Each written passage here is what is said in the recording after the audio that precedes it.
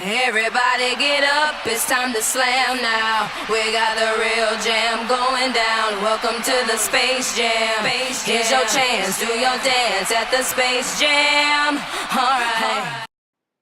Mallet finger is a common injury among sports in which the hand comes into contact with the ball or other object. Mallet finger occurs when a force is applied to the tip of a fully extended phalange, causing the phalange to undergo hyperflexion at the distal interphalangeal joint. In order to fully understand this particular mechanism of injury, it is important to comprehend the anatomy of the human hand. The bones involved in this injury are the distal phalanx, usually of the third and fourth digits. The extensor digitorum, which spans the distal interphalangeal joint, is the tendon that is at risk for damage when this injury occurs. The most prevalent way that this injury occurs is when the finger is undergoing full extension and is contacted by a blunt object. The force applied to the distal phalanx during this process causes the joint to hyperflex. The sudden hyperflexion of the joint may, if excessive enough, cause the tendon to stretch, rupture, or even become avulsed from the bone. The most common way for this injury to occur is by the use of incorrect technique during a sporting activity.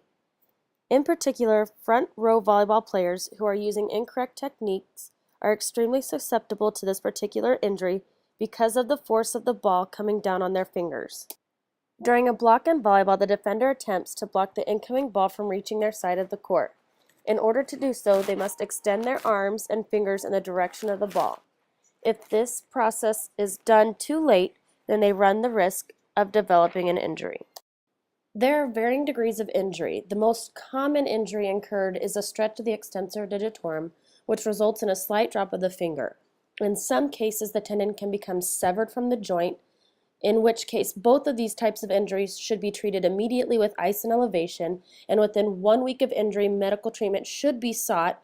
At that time, the injured finger would typically be splinted to allow the tendon to heal.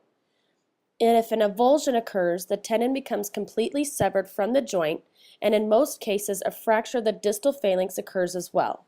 When this happens, the injury has to be treated immediately with ice and elevation, but will need surgery to repair the tendon.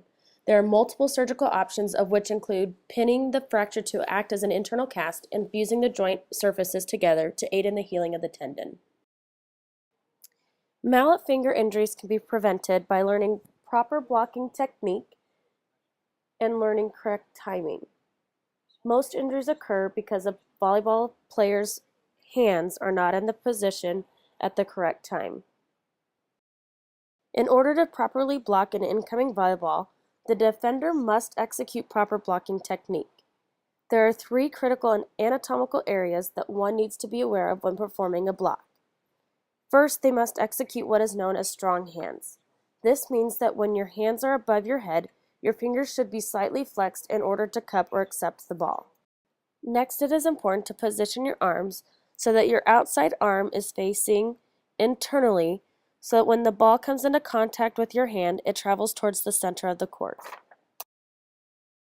The final step to a good block is to penetrate the ball.